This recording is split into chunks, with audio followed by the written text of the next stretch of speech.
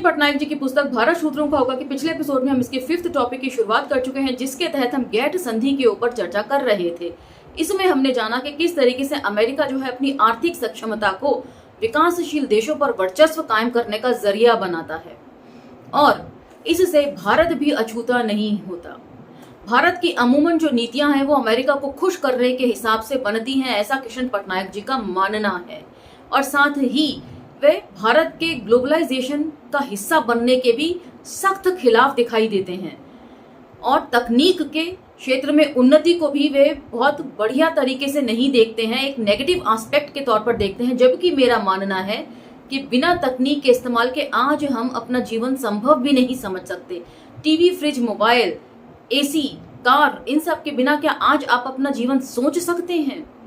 तो इस लिहाज से किशन पटनायक जी की ये सोच कि ग्लोबलाइजेशन बुरा है, तकनीक का इस्तेमाल बुरा है, मुझे काफी हद तक मैं उससे असहमत हूं।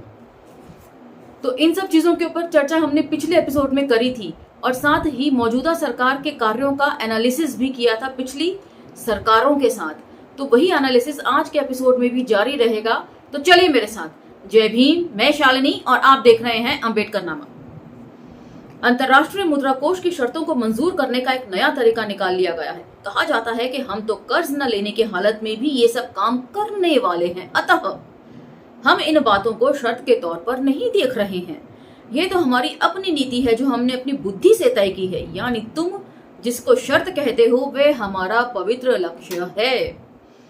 तो कोई कह सकता है कि राजीव गांधी की आर्थिक दिशा को नहीं मोड़ पाने का कारण सुपर 301 है। अगर सुपर 301 की धमकी ने काम नहीं किया है तो ये कहा जा सकता है कि खुद भारत के शासक चाहते हैं कि वे अमेरिका के इतने अनुकूल रहें कि सुपर 301 की धमकी की जरूरत ही न पड़े। ऐसा मुमकिन है, हो सकता है। अमेरिका जो कि बहुत शक्तिशाली देश है इस दुनिया का, उसकी धमकी से हर कोई डरता होगा, एक हद तक दब भी जाता होगा। भारत जैसा बड़ा विशाल देश भी उसके प्रभाव से अछूता नहीं रहता होगा, ये मैं मान सकती हूँ। लेकिन ये तो हुआ 1990 के कांग्रेस के कार्यकाल का समय। आज की मौजूदा सरकार के कार्यकाल का समय का एनालिसिस भी इसके साथ कर लेते हैं। मोदी जी किस तरीके से डोनाल्ड ट्रंप के भारत दौरे को देखते हैं, ये हम सब ने देखा। किस तरीके से दीवार बनाकर गरीबी को ढका गया और अभी भी G20 समिट में आपने देखा हरे टेंट लगाकर गरीबी को किस तरह ढका गया। टूटे फूटे मकानों की मरम्मत कराने की बजाय उन्हें ढक कर हमारी सरकार जो है वो निश्चित हो गई। और आपको याद होगा कि जब डोनाल्ड ट्रंप की बेटी इवांका भारत आई थी तो उनका स्वागत जो है वो राजकुमारी इवांका की तरीके से यहाँ पर किया था। पूरा बिछ गई थी सरकार, कंधों पर ढो ढोकर उन्हें राजमहलों को दिखाया जा रहा था। यहाँ के जितने भी हिस्टोरिकल प्लेसेस हैं वो उन्हें घुमाए जा रहे थे। तो मुझे लगता है आज की सरकार जो है वो ज्यादा पलकें बिछाती है अमेरिका के सामने। वैसे आपका इस बारे में क्या मत है, मुझे कमेंट सेक्शन में जरूर बताइएगा। चलिए चर्चा को आगे बढ़ाते हैं। इस मामले में विपक्षी दलों का रुख बड़ा विचित्र है। वे चाहते हैं कि कर्ज लिया जाए और शर्त न रहे। वे मांगते हैं कि शर्तों के बिना वे सरकार खुलासा करे। क्या वे नहीं जानते कि शर्तें क्या होंगी? दिक्कत यह है कि जब ये लोग सरकार में थे तब वे खुद कर्ज लेने की तैयारी कर रहे थे। क्या उस वक्त शर्तें कुछ भिन्न होती? सबसे विचित्र स्थिति मार्क्सवादी कम्युनिस्टों की है, जो अपनी पूंजीवादी विरोध और साम्राज्यवाद विरोधी छवि को बनाए रखना चाहते हैं। वे भी उसे उसी तरीके से बात करते हैं जिस तरह की बात जनता दल के लोग कर रहे हैं। हालांकि उनके एक प्रमुख सदस्य अशोक मित्र, जो विश्व अर्थव्यवस्था के बारे में उतने ही जानकार हैं जितना कि मनमोहन सिंह, ज्यादा स्पष्ट और सरल ढंग से अपनी बात कह रहे हैं। वे कहते हैं कि जिस बीमारी के इलाज के लिए हम कर्ज लेते हैं, पर उस कर्ज का परिणाम स्वरूप तो वह बीमारी और बदतर हो जाएगी, हम कर्ज के जाल में फंसते जाएंगे। इस कथन के पीछे जो सारे तथ्य और तर्क उपलब्ध हैं उनको जनता के बीच प्रसारित करना देशभक्त अर्थशास्त्रियों का फर्ज है। तो आजकल देशभक्त जो है वो उल्टी डायरेक्शन में चल रहा है सरकार में। गोदी मीडिया किस तरीके से चीजों को प्रोजेक्ट करता है और उस पर बड़े बड़े बुद्धिजीवी भी जो हैं वो सरकार के मन मुताबिक, सरकार के मन की बात ही श्रोतागणों के सामने रखते हैं। कर्ज की अर्थनीति को समझना औसत पढ़े लिखे आदमी के वश की बात नहीं। विदेशी कर्ज के बारे में इन दिनों आम पढ़े लिखों को परेशानी होती है क्योंकि राष्ट्र के दिवालिया होने का खतरा है। शायद इतना समझ में आ रहा है कि इससे आगे कर्ज नहीं होना चाहिए। नागरिकों की परेशानी से सरकार उद्विग्न होने की बजाय उसका फायदा उठाने जा रही है। विदेशी पूंजी और विदेशी बहुराष्ट्रीय कंपनियों को बुलाने का तर्क जुटा रही है। विदेशी पूंजी और तकनीक के आने से हमारा निर्यात बढ़ेगा और उससे हमारा कर्ज भार कम हो जाएगा। निर्यात के प्रति पढ़े लिखे लोगों ने ये गलत राष्ट्र प्रेम पैदा कर लिया है और इससे देश को लाभ है। मतलब पढ़े लिखे लोग अब इस तरीके से प्रोजेक्ट करते हैं इल्यूजन्स को कि सब कुछ जो सरकार कर रही है वो राष्ट्र के हित में है। अब तो सरकार खुद राष्ट्रवाद को बढ़ावा दे रही है। कटु सत्य तो यह है कि भारत जैसे मुल्क के लिए निर्यात की गुंजाइश बहुत कम है। इस बात से मैं पूरी तरह सहमत हूं क्योंकि इसकी खुद की आबादी इतनी ज्यादा है कि इसका भरण पोषण करने के लिए सारे रिसोर्सेज जो हैं यही खप जाते होंगे। आधुनिक तकनीक के उत्पादन का निर्यात करने की क्षमता भारत को हो ही नहीं सकती क्योंकि जिसकी दया से हम तकनीक प्राप्त करते हैं उसका अपना व्यापार बढ़ाना है। ये बात भी काफी हद तक सही है, लेकिन हमारे सामने चीन का भी एक उदाहरण है जो आजकल दुनिया के लिए प्रोडक्शन हब बना हुआ है। वो सारी दुनिया को प्रोड्यूस करके देता है चीजें, कच्चा माल भी बाहर से लेता है, अपने देश से भी कुछ लेता होगा लेकिन बाहर से भी लेता है और फिर माल बनाकर बाहर ही बेच देता है। तो वैसे जो अर्थशास्त्र में रुचि रखते होंगे या जो इसके टीचर होंगे वो मेरा भी मार्गदर्शन कर सकते हैं। मेरी समझ कम से कम यही कहती है, जिन आधुनिक उद्योगों को हम निर्यात के नाम पर तरह तरह की रियायतें और छूट देकर लाडला बनाते हैं उनकी जांच की जाए तो शायद एक शर्मनाक तथ्य ये निकलेगा कि हम उन पर जितना खर्च करते हैं उनका विदेशी मुद्रा में मूल्य उनके निर्यात की कमाई से कम निकलेगा। मतलब हम जितना महंगा सामान खरीदते हैं उतना महंगा हम बेच नहीं पाते हैं, हमें कम कीमतों पर उसे बेचना पड़ता है। तो ये एक नुकसान यानी कि घाटे का सौदा है। निर्यात का बड़ा हिस्सा तो सिर्फ परंपरागत व प्राचीन तकनीक के उत्पादन और कई किस्म का कच्चा माल ही है। इस तरह के निर्यात को ज्यादा बढ़ाया नहीं जा सकता। मतलब टेक्नोलॉजी के मामले में हम लोग अभी काफी पिछड़े हुए हैं और पुरानी तकनीक से हम कितना प्रोडक्शन कर लेंगे इस चीज के ऊपर किशन पटनायक जी फोकस कर रहे हैं, जो मुझे सही भी लगता है। मनमोहन सिंह ने अपने व्यापक अर्थशास्त्रीय दृष्टिकोण यानी कि मैक्रो इकोनॉमिक्स के काम से स्वावलंबन को नए ढंग से परिभाषित कर दिया है। स्वावलंबन का मतलब यह होगा कि आयातों पर हमारा जो व्यय होगा उसके लिए हम निर्यात से पर्याप्त विदेशी मुद्रा प्राप्त करेंगे। आधुनिक काल में ही स्वावलंबन है, यानी उत्पादन के चरित्र और ढांचे से उद्योगों और पूंजी के स्वदेशी होने या न होने से स्वावलंबन के सिद्धांत का कोई संबंध नहीं है। आगे चलकर शायद पाठ्य पुस्तकों में ये नुस्खा दर्ज हो जाएगा। अंतर्राष्ट्रीय मुद्रा कोष से कर्ज लेने का विरोध ही आज की हालत में राजनीतिक ध्रुवीकरण की रेखा हो सकती है। जो इसका विरोध नहीं करते हैं वे मोटे तौर पर देश के भविष्य के बारे में एक ही तरीके से सोचने वाले लोग हैं। वे एक ही विचार के भिन्न समूह हैं, फिर भी मिलीजुली सरकार के लिए तैयार न होकर अस्थिरता बनाए रखना देश के लिए एक दूसरा संकट पैदा कर सकता है।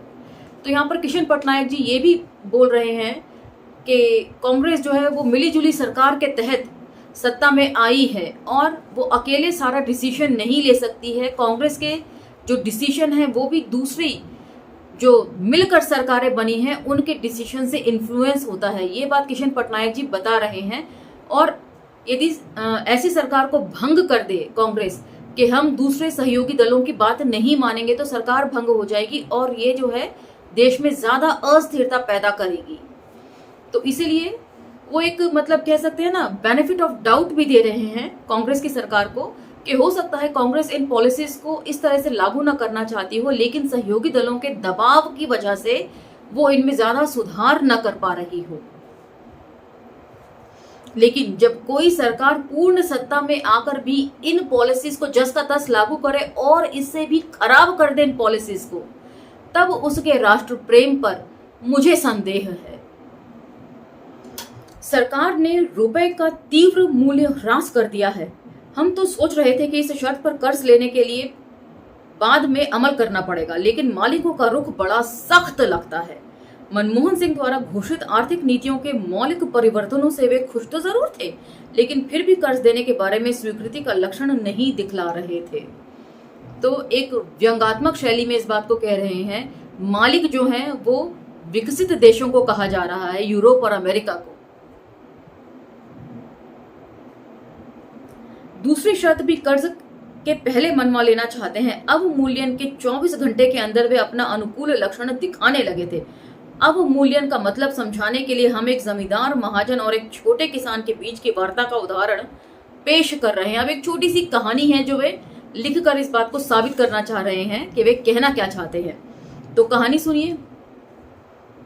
छोटा किसान, मालिक बहुत बड़ी विपत्ति आ गई है, फिर से एक मोटा कर्ज लेने आया हूँ। जमींदार, कोई बात नहीं, तुम लोगों पर विपत्ति आती ही रहती है, हम भी सहायता के लिए तैयार बैठे हैं, लेकिन बार बार कर्ज लेने वालों के लिए कुछ विशेष नियम बनाए गए हैं। छोटा किसान, कैसे नियम मालिक? जमींदार, एक नियम तो यह है कि तुम्हारे रुपए को हमारे रुपए से छोटा माना जाएगा। छोटा किसान, कैसे और क्यों मालिक? जमींदार, पहले क्यों का उत्तर देता हूँ। तुम अपने रुपए से मोटा अनाज और नून तेल खरीदते हो, हम अपने रुपए से मोटर गाड़ी और मार्बल का टाइल खरीदते हैं, तो तुम्हारा रुपया छोटा है या नहीं? छोटा किसान, हाँ मालिक, छोटा है। जमींदार, अब कैसे का जवाब देता हूँ। हमारे रुपए का मूल्य 100 रुपए है और तुम्हारे रुपए का मूल्य 80 रुपए होगा, यानी तुम 5 रुपए दोगे तो हम उसका 4 रुपया मानेंगे।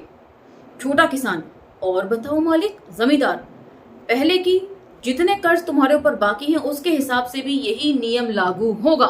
मतलब अक्सर ऐसा होता है कि कोई नया नियम बनता है तो जो पुराना करार चल रहा होता है उसको जस के तस चले दिया जाता है और आगे आने वाले करार में फेरबदल हो जाता है। लेकिन यहाँ पर मालिक कह रहे हैं या जमींदार कह रहे हैं कि पुराना वाला भी जो है वो रिवाइव होगा नए वाले कानून के हिसाब से, नियम के हिसाब से। छोटा किसान, और मालिक? जमींदार, दूसरा नियम ज्यादा काम का है। तुम्हारी जमीन में तुम उत्पादन नहीं कर सकते हो क्योंकि तुम्हारे पास ना पूंजी है ना कौशल। आगे हम ही वहां खेती कराएंगे, जो लाभ होगा उससे तुमको लगान दे देंगे और तुम्हारी भी चिंता नहीं रहेगी ना। छोटा किसान, क्या इसी को ढांचागत समायोजन कहा जाता है मालिक? जमींदार, तुम तो सब पूछ गए।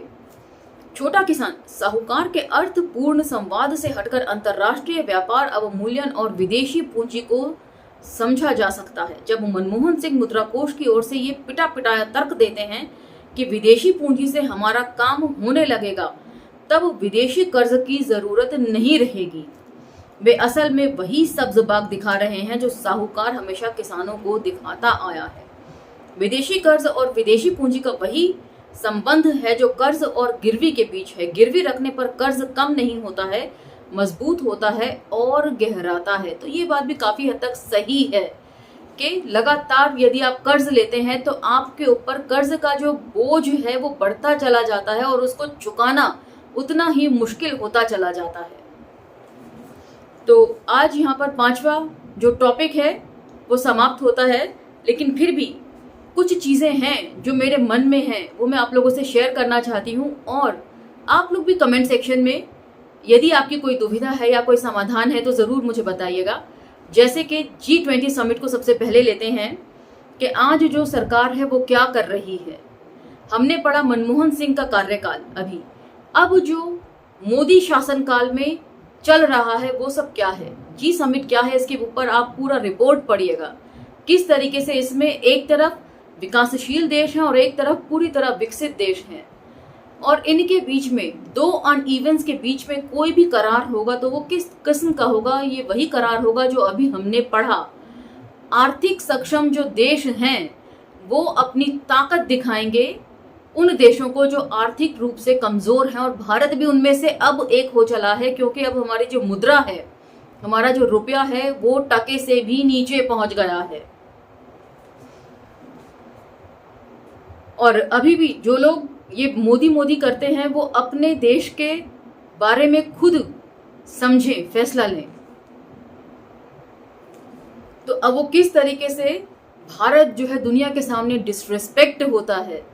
अभी कुछ दिन पहले का ही वीडियो था और मेरे ख्याल से आप में से बहुतों ने देखा भी होगा कि किस तरीके से मोदी जी जो हैं वो अफ्रीका गए थे और वहाँ पर उन्हें किस तरीके से विरोध झेलना पड़ा। यहाँ तक कि वहाँ के प्रधानमंत्री या राष्ट्रपति में से कोई भी उनको लेने नहीं आया, यूं ही बस किसी आईएएस रैंक के ऑफिसर को उनको रिसीव करने के लिए भेज दिया गया था।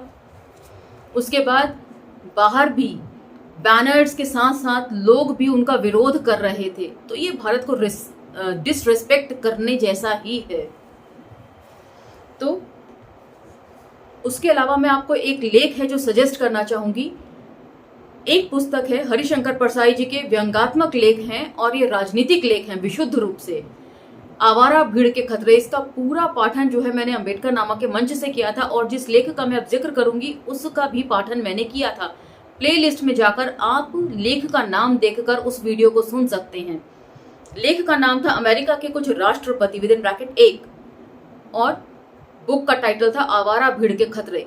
उसमें इंदिरा गांधी जी को एक सशक्त व्यक्तित्व की तरीके से दिखाया गया है और ये कोई लेखक या मैं नहीं कह रहे हैं। अमेरिकी राष्ट्रपति 1971 में जो थे उनका नाम था रिचर्ड निक्सन। उनके सेक्रेटरी हेनरी किसिंगर के जो पर्सनल डायरी थी उसके हवाले से जो लेख है वो लिखा गया है हरिशंकर परसाई द्वारा। उसमें उन्होंने बताया कि इंदिरा जी जब 1971 में बांग्लादेश युद्ध हो रहा था और अमेरिका के राष्ट्रपति से मिलने गई थी तो अमेरिका के राष्ट्रपति उनके मजबूत व्यक्तित्व को देखकर हड़बड़ा गए थे और इंदिरा गांधी ने उन्हें ऐसी हे दृष्टि से देखा था कि अमेरिका के राष्ट्रपति पहली मीटिंग में जुबान तक नहीं खोल सके थे उनके व्यक्तित्व के सामने। तो ये लेख जो है वो आप सुन भी सकते हैं और इसका पीडीएफ भी शायद गूगल पर मौजूद है, उसे पढ़ भी सकते हैं। पेज नंबर होगा 141 बुक का। तो मैंने आपको पूरा रेफरेंस दे दिया है। अब इसी के साथ मैं आपसे आज्ञा चाहती हूँ, यदि आपको ये लेख इन्फॉर्मेटिव लगते हैं तो इन्हें दूसरे सोशल मीडिया पर स्प्रेड करना भी ना भूलें। अब मुझे आज्ञा दीजिए, मिलते हैं अगले एपिसोड में। धन्यवाद।